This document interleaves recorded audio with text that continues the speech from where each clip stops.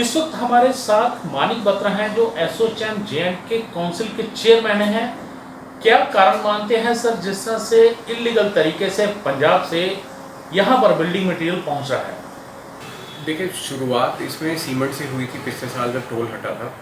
तो उसके बाद अब आज की अगर हम बात करें तो आज ईंटें, बजरी, रेत, हर तरह का कंस्ट्रक्शन मटेरियल आज की डेट में वहाँ से आ रहा है।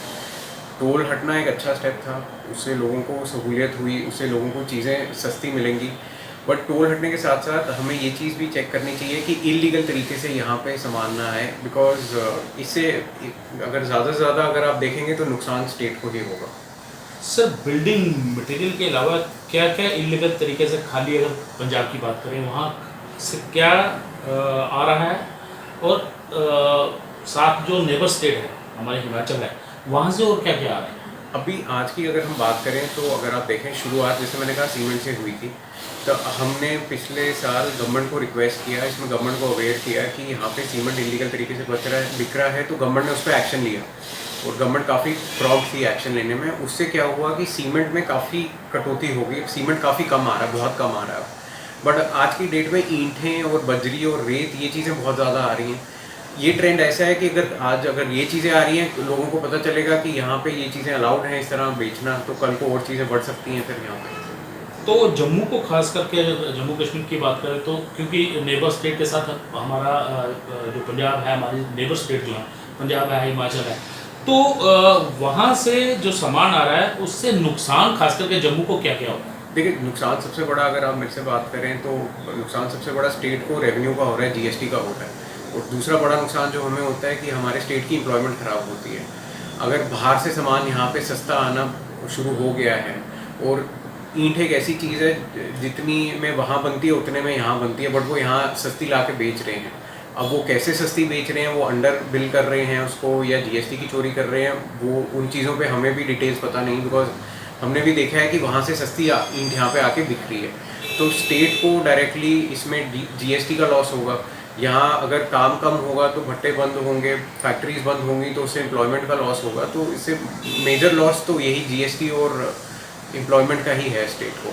जिस तरह पंजाब से, पठानकोट से, जहाँ से भी आता है, उससे क्या होता है कि ये उसको अंडर वैल्यू, अंडर बिलिंग करके यहाँ ले आते हैं। सेल ये शो करते हैं कि पंजाब में सेल हो गया, बट एक्चुअली दे यहाँ आके हमारी स्टेट में साइडों पे खड़े करके कंज्यूमर को बेवकूफ़ बना के ये वो प्रोडक्ट सेल कर रहे हैं।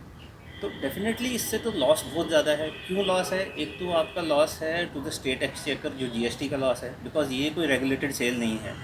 सेल शो कर रहे हैं पंजाब में हो रही है, पठानकोट में हो रही है, कहीं भी हो रही है, आउटसाइड द यूटी ऑफ जेके, और यहाँ आके वो सारा माल बिक रहा है, सारा माल कैश पे बिक रहा है।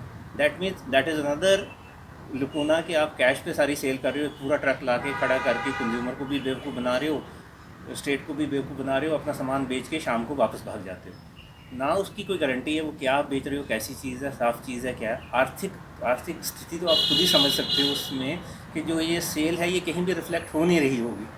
Obviously there is a huge loss to the state exchequer. Sir जिस तरह से लॉकडाउन चल रहा था, इस दौरान भी क्या इलीगल ट्रेडिंग जो है वो चलती रही? सर ये भी एक बहुत बड़ा रीज़न है इस ट्रेड को फ्लोरिश करने का, क्योंकि जब गवर्नमेंट की तरफ से लॉकडाउन लगाया जाता है फ्राइडे शाम को, हम लोगों को फ्राइडे को शाम को ही काम बंद करना पड़ता है, क्योंकि स्टाफ के दूर से होते हैं, जाना होता है, ड्राइवर्स को गाड़ी पार करके जाना होता है।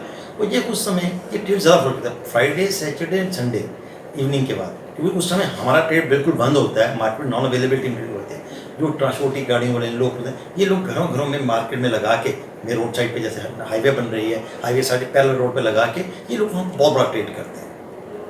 तो इससे तो फिर जो ट्रेडर्स हैं, खास करके जो इस बिजनेस से जुड़े हुए लोग हैं, उनको बहुत नुकसान होता है। बिल्कुल नुकसान होता है, क्योंकि 3 दिन तो हम लोग काम नहीं करते हैं, पूरे डिस्ट्रिक्ट बंद होता है, लोकल जितने भी बंद। उस समय ये पंजाब की गाड़ियों की ट्रैफिक मूवमेंट में कोई रुकावट नहीं है, ये गाड़ियाँ तब ज़्यादा आती हैं, वो ज़्यादा फ्लोरिश होती हैं। समझिए उस समय हम कहेंगे कि जब सारा शहर बंद होता है, ये ट्रेड खूब फलता फूलता है उस समय। पड़ोसी राज्यों से हो रही इलीगल ट्रेडिंग के चलते न सिर्फ जम्मू कश्मीर की अर्थव्यवस्था को बल्कि यहाँ के ट्रेडर्स को भी खासा नुकसान हो रहा है। वीडियो जर्नलिस्ट सनी कुमार के साथ रविंद्र श्रीवास्तव, जेके न्यूज़ टुडे।